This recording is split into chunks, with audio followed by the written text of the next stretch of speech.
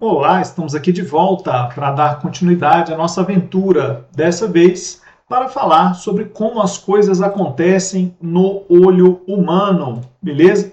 Então, para a gente poder começar a nossa aventura, eu vou deixar essa figurinha de olho aí e a gente vai ver as partes dela. Deixa eu só me colocar ali no cantinho. Pronto, para eu não atrapalhar a figura. Isso aqui é uma vista lateral de um olho comum, né? Do olho do ser humano. Né? Veja que é uma coisa muito complexa, né? Ele tem várias partes, várias estruturas, né? E nos diversos seres vivos, as coisas não são sempre assim. A gente tem seres com olhos extremamente simples, mas o princípio básico de funcionamento de todos eles é o mesmo. A ideia é a seguinte: a gente chama de olho aquilo que consegue pegar um raio de luz, e não é qualquer raio de luz, né? São apenas raios de luz com frequências bem determinadas, que ao passar, né, ou incidir sobre esse órgão, ele consegue transformar isso aqui num estímulo. Então aqui a palavra-chave é estímulo, é algo que vai ser colocado como uma informação para o sistema nervoso, seja um cérebro ou não, porque a gente está falando aqui de animais também. Então, pode ser que o inseto, por exemplo, o inseto tem um olho, né, e recém não tem cérebro, né, e recebe lá o raio de luz, né, e aí ele manda a informação. Né? Muitas vezes os insetos, inclusive, têm o que a gente chama de olho composto, um montão de olhos aglomerados ali, né? Normalmente na parte da frente, porque se ele se move para algum lugar, né? Ali é evolutivamente muito mais eficaz se os seus sensores visuais estiverem na frente, beleza? Mas não significa que não consiga ver ao redor, né? E muitas vezes o estímulo ele é feito para desencadear algum tipo de movimento, né? Algo que possa promover a sobrevivência daquele organismo, daquele ser vivo, beleza? Então o objetivo principal aí, né, é realmente promover a proteção dele, permitir a caça, essa coisa toda. Né? Então, os seres mais primitivos, os primeiros seres que começaram a enxergar, eles simplesmente percebiam a diferença entre claro e escuro. Tem luz, não tem luz. Né? Imagina uma situação em que esses seres são seres aquáticos, né? E eles estão lá mergulhados ali na água, que a gente viu, né? Que os seres mais primitivos surgiram, as primeiras células realmente dentro da água. Então imagina uns organismos mais complexos lá se formando ali dentro da água, e aí ele vai buscar comida onde? Onde tem mais seres vivos. Onde tem mais ser vivo? Onde tem mais luz. Porque onde tem mais luz, aqueles seres que fazem fotossíntese, eles vão estar lá em maior quantidade. Então é maior abundância de recurso. Né? Então, ir na direção da luz, evolutivamente, é uma vantagem. Né? Então, saber onde está claro, onde está escuro é uma coisa boa. Então, eu posso dizer que os primeiros seres foram aqueles, né, os mais simples, que simplesmente conseguiam diferenciar claro e escuro. Beleza? E isso desencadeia aí um tipo de estímulo, né, para esses seres. Outra coisa, conforme foi melhorando, né, e os seres foram evoluindo e ganhando sistemas mais complexos, um outro diferencial foi perceber a aproximação de predadores, para você deixar de ser alimento e conseguir escapar com mais facilidade, fazendo a sua espécie, né, permanecer aí, né, mais tempo deixando descendentes, por isso ficando mais tempo aí na cadeia alimentar com uma sobrevivência melhor. Né? Então aí foi possível para os seres vivos, com a evolução e a melhora aí dos sistemas, né, receber luz, né, e conseguir perceber movimentos, essas coisas ao redor. Então isso aí também se tornou uma coisa importante. E aí vai da maneira como esses seres vivos processam os sinais, né, que são enviados. Então o sinal luminoso chega lá no olho, estimula umas células que são sensíveis à luz e manda aí o estímulo aí para o sistema nervoso poder atuar poder fazer aí a atitude que ele vai ter aí, seja por instinto, seja por estratégia, seja como for, dependendo da complexidade do ser vivo aí. Veja que os seres que eles são capazes de enxergar, por exemplo, mais no período do fim de tarde, início da noite, né? Porque mesmo que a gente esteja de noite, como a gente tem o céu estrelado, a gente tem frequentemente aí a luz da lua, não é a completa escuridão, né? Então, receber raios de luz de outras faixas luminosas, por exemplo, o infravermelho, isso pode ter sido também uma vantagem evolutiva aí, tanto que alguns animais, principalmente os felinos, né, que são animais aí crepusculares, que eles caçam principalmente no amanhecer e no entardecer, eles conseguem pegar um pouco de luz infravermelho, né, e eles conseguem transformar isso num estímulo que é relevante para o cérebro deles, diferentemente do nosso cérebro. O nosso cérebro recebe luz infravermelha, a nossa retina não consegue transformar luz infravermelha em estímulo para o nosso cérebro. Beleza? A câmera lá do Big Brother, ela consegue transformar a luz infravermelha em estímulo eletrônico que é colocado na câmera, jogado num programa de computador e consegue mostrar para a gente, né, as feiuras que os participantes do programa estão fazendo quando as luzes estão apagadas. Né? Então, a câmera do Big Brother consegue enxergar de noite justamente por causa disso. Né? Tanto que são luzes sem cores, porque o infravermelho não faz distinção das cores dos objetos. Você só consegue ver meio uma distinção entre claro, escuro, entre mais forte, mais fraco, e isso vai permitir aí identificar mais o formato das coisas. Então, o nosso olho ele tem diversas partes. Né? A gente tem uma camada aqui na frente que é a córnea, né? A gente chama de córnea, né? Seria aí a parte mais externa aí. Né? Não estou detalhando muito minuciosamente, não, porque o objetivo aqui é a gente saber mais ou menos o nome das partes para saber o que a luz vai fazer ali dentro do olho da pessoa. Beleza? A gente tem a primeira lente que a luz vai passar e tudo mais ali, vai ser o que a gente chama de cristalino. Cristalino. Tem esse nome, não é à toa, porque ele é transparente. Quando esse cristalino vai ficando mais rígido, que a gente vai ficando mais velho e tudo mais, eu falo a gente porque eu já estou ficando mais velho, né? Mas quando o ser humano vai ficando mais velho, o cristalino vai ficando um pouco mais rígido e isso vai trazendo uma dificuldade da pessoa enxergar objetos próximos. Né, porque ela não consegue mais usar os músculos para curvar o cristalino e enxergar os objetos que estão ali mais próximos, beleza? Então, o cristalino é a parte transparente por onde a luz passa. Né? Tem um buraquinho bem na frente do olho, né, que a gente chama de pupila. A pupila, ela abre e fecha contra a nossa vontade, é involuntário. Ela vai se fechar quando você receber muita luz e vai se abrir quando você estiver recebendo menos luz. Esse processo ele não é totalmente instantâneo. Então, por exemplo, você está ali olhando para o lugar e de repente um flash de luz.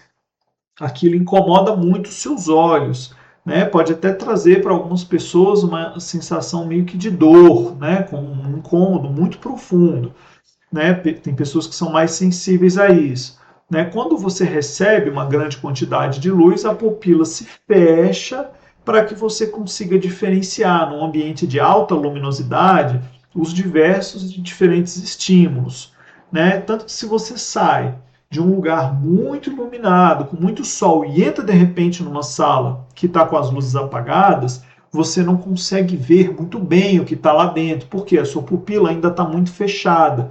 E quando esse buraquinho, que é a pupila, está mais fechado, né, ele acaba impedindo a entrada da luz. E aí, quando você vai passando o tempo, vai ficando lá dentro, um dos processos que acontece é a dilatação da pupila. A pupila ficando mais dilatada, você consegue ver melhor as coisas que estão ali lá dentro, que você recebe mais luz.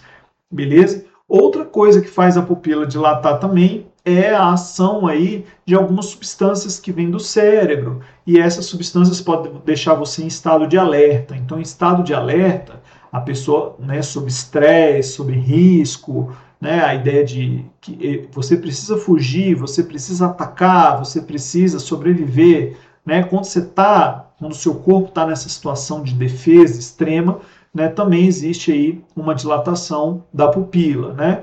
Os estímulos muito aguçados acabam se favorecendo aí se a pupila estiver dilatada, porque quando ela está mais dilatada, você consegue processar melhor, porque chega mais luz, né, no seu olho. Ao redor da pupila tem a parte colorida do olho. A gente chama essa parte colorida de íris. Então, o íris é a parte do olho coloridinha que tem ali ao redor, né? Castanho, verde, preto, azul, né? As diversas cores que a gente tem aí da íris, né? Dos seres humanos, né? Outros animais têm íris de outras cores, né? Gato tem amarelado, né? Outras cores aí você consegue ter também, beleza? Então a íris, ela tá ali ao redor, né? E é aquela parte coloridinha. A pupila é o buraquinho que está bem ali no meio. Então a luz vem, né, passa pelo cristalino, que está ali na frente da abertura da pupila, e passa para dentro do olho. Né? O olho ele é uma coisa arredondada, né? Então faz sentido a gente imaginar que ele tem alguma coisa ali dentro. Né? Tem uma espécie de uma aguinha ali. Você vai ver os livros chamarem isso aqui de humor. Mas humor é um nome meio genérico, sabe? Humor vem de úmido. Úmido antigamente era escrito com H, né? Então esse humor aí é uma coisa que tá líquida ali dentro, de preenchimento. Né? Em muitos contextos da ciência, você vai ver o nome humor se referir a um determinado líquido, né? Uma coisa que está ali num ambiente. Né? Às vezes você vai ver esse nome humor, beleza? Humor de úmido, né? É isso que quer dizer. Então, a luz vai passar aí por esse humor, né? E vai chegar numa região que fica normalmente aqui na parte do fundo do olho, que é o que a gente chama de retina.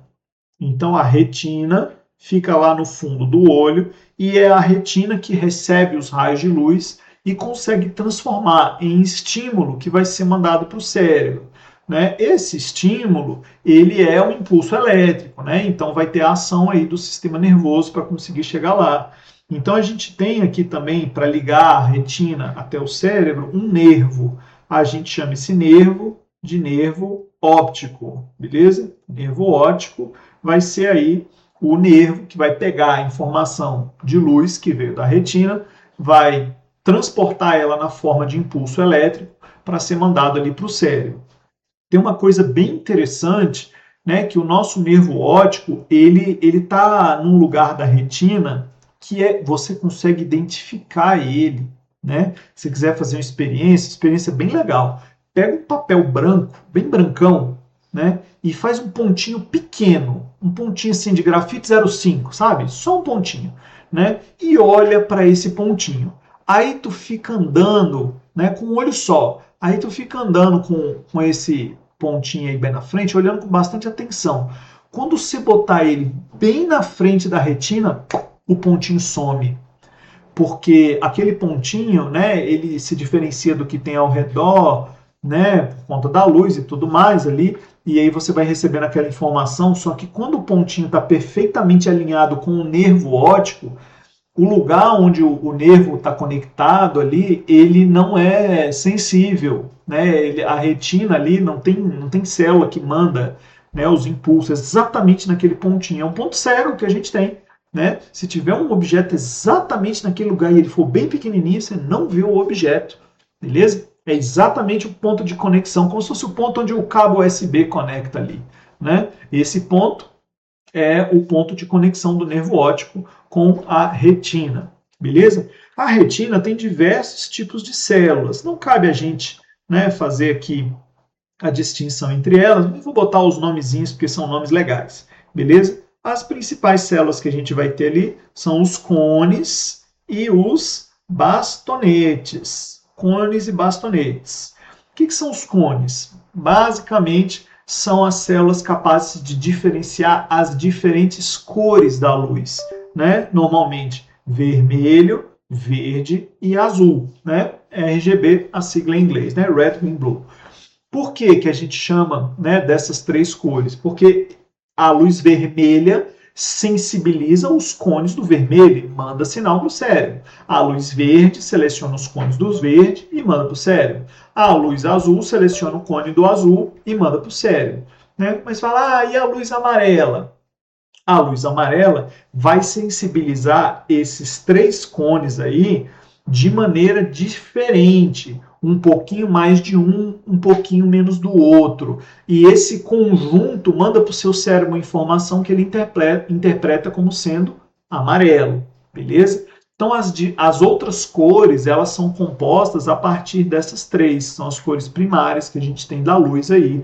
E é compondo essas três cores que o nosso cérebro constrói a imagem. Tanto que a tela da sua televisão, a tela do celular também, ele tem os diversos pixels lá e ele tem um por vermelho, um por verde, um por azul.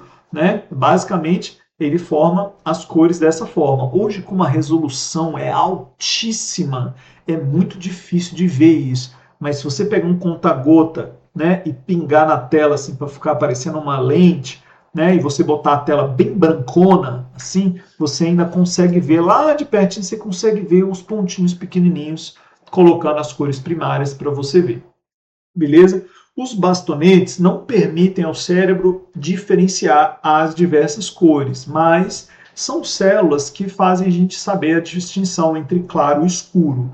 Né? Então, se você está num ambiente muito claro, essas células, elas meio que, entre aspas, são destruídas ali, elas ficam inativadas.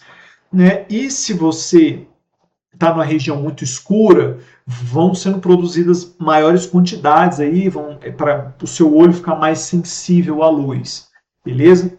Outra coisa que acontece também na nossa retina é um fenômeno que nós chamamos de persistência visual. Não sei se você já teve a experiência, provavelmente já teve. Você está no lugar, de repente, alguém dispara um flash, ou pega uma lanterna e joga bem na sua cara. Né? Se você fechar o olho nessa hora, você continua vendo aquela luz, mesmo de olho fechado, porque foi tanta luz que ela sobrecarregou as células naquele lugar, e ao sobrecarregar as células, ela está mandando estímulo para o cérebro, mandando, mesmo depois que o estímulo luminoso já deixou de existir.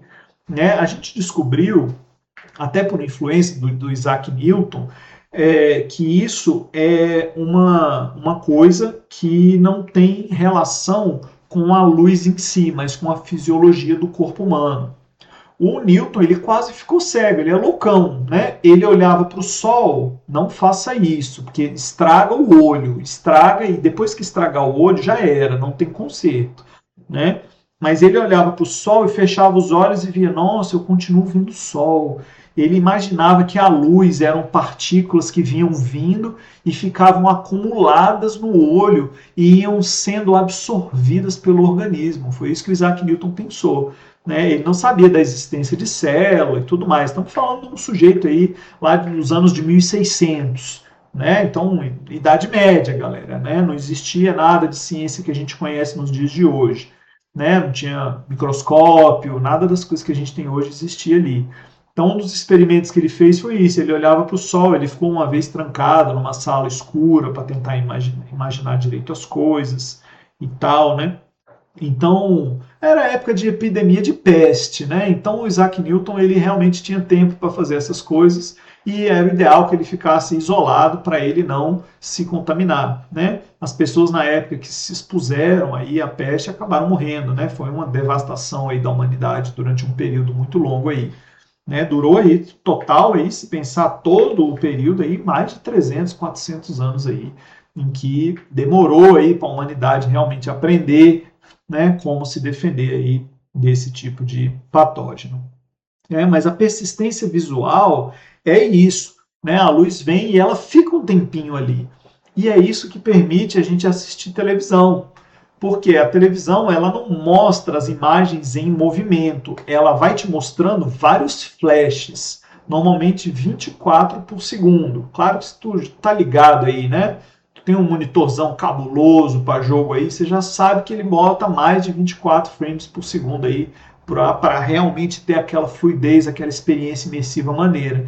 Né? No entanto, o nosso olho, com 24 por segundo, ele já consegue deixar a imagem meio congelada ali, e quando vem a próxima, você tem a impressão de que não teve uma falha no meio, não fica aquela coisa, né, robotizada, né? A coisa está aqui, ele aparece aqui, aí aparece aqui, aí aparece aqui.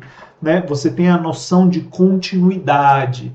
Né? Isso só acontece por conta da persistência visual. Né? Isso é uma característica aí da nossa retina, por conta dessa produção e consumo, né, dos bastonetes aí, né, pegando a luminosidade e tudo mais. Beleza? Então, essas são as partes aí do nosso olho. E a retina, ela tem aí, então, a função de garantir a formação da imagem. Né? Mas imagina que tem um objeto aqui na frente do olho.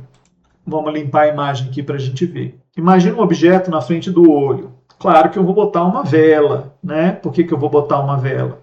Porque a gente sabe que ela é o objeto mais fácil aí da gente imaginar. Né? Então tem a chama da vela aqui, o foguinho, né? A partezinha aqui. Caraca, eu sou muito artista, né, velho? E aí a gente tem aqui, ó, a velinha aí. A vela acesa. A luz sai da vela e vai na direção do seu olho. Né? Então eu vou imaginar aqui um raio de luz saindo dessa vela, indo na direção aí do seu olho.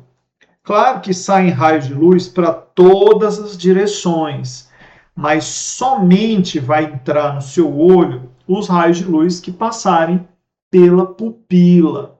Né? Raios de luz que estão incidindo por aqui, ó, para essas outras direções aí, eles não conseguem formar a imagem. Por quê? Porque tem que passar dentro da pupila.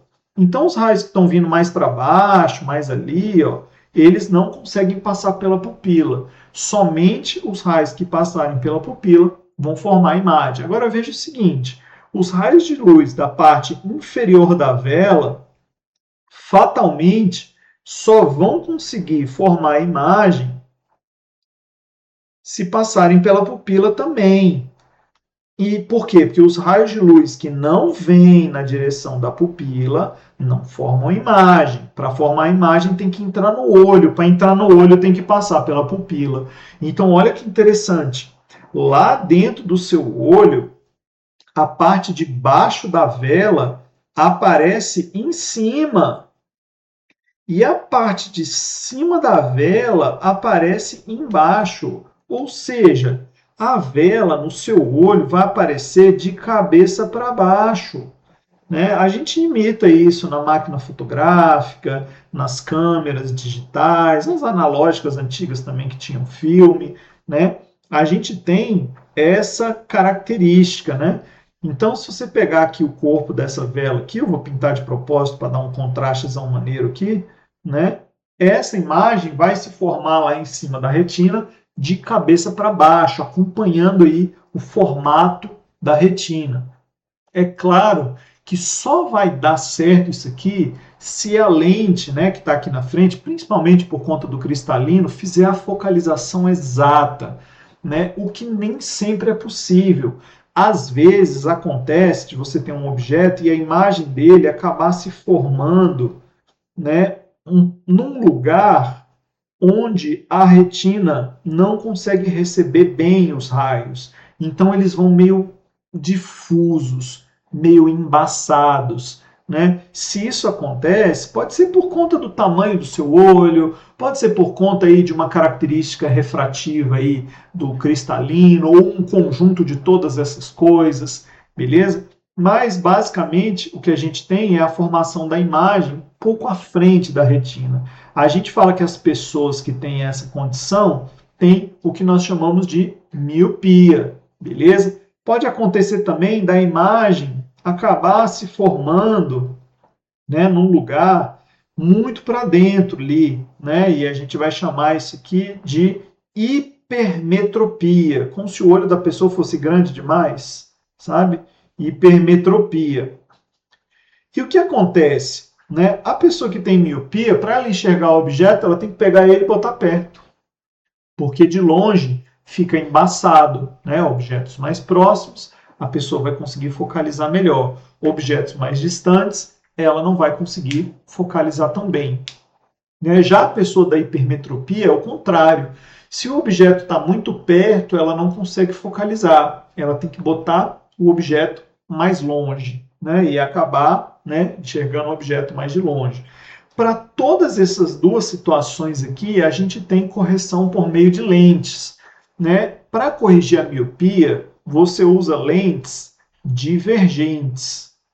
São aquelas lentes que pegam a luz e faz a luz divergir. Por que isso é interessante para a miopia? Porque apesar de os objetos ficarem menores, se você tem miopia, tem uma grande probabilidade de eu estar falando com uma pessoa que tem miopia, porque a maioria das pessoas hoje tem miopia, né? Apesar de os objetos ficarem um pouco menores, a imagem deles fica um pouco mais próxima. E isso engana o seu olho, porque faz a imagem se formar, mesmo que menor um pouquinho, faz ela se formar em cima da retina e você enxerga com nitidez, né, com perfeição. Já se a pessoa tem hipermetropia, ela tem que usar uma lente que nós chamamos de lente convergente. Essa lente convergente faz o oposto, você já viu, né? A lente convergente faz o objeto parecer maior, maior e mais distante, joga o objeto para longe.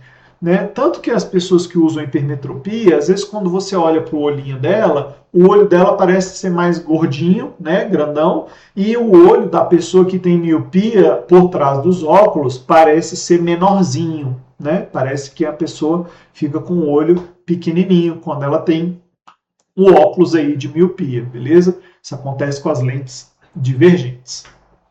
Junto, além de todos esses problemas aqui, existe um outro problema que nós chamamos de astigmatismo.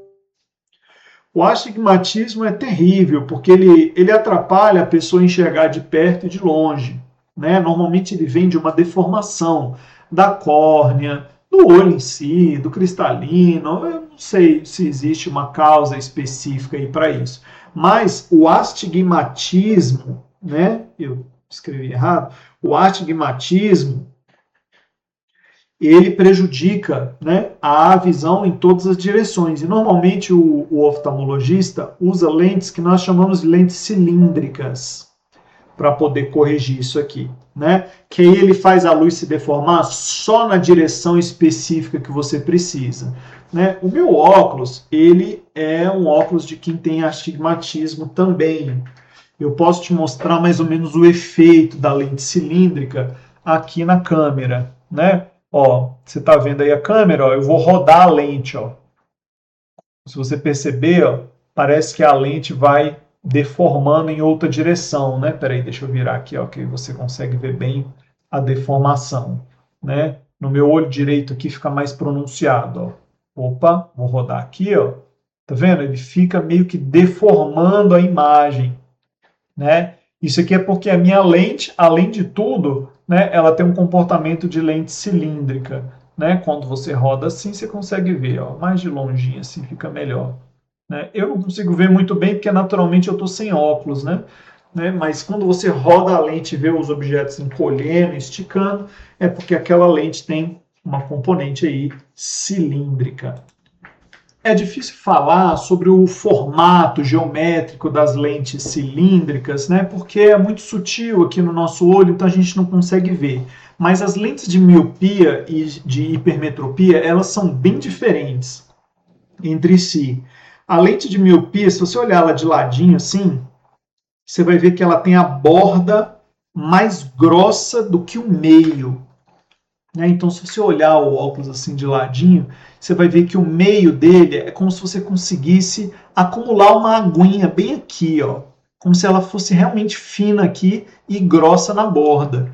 Né? As lentes convergentes é o contrário. A lente convergente, a borda dela é fina e o meio dela é mais gordinho. Né? Isso aqui é a lente da lupa, né? Aquela lente de aumento que você vê. Você pode ver que ela é bem gordinha no meio. Né? E as bordinhas mais fininhas.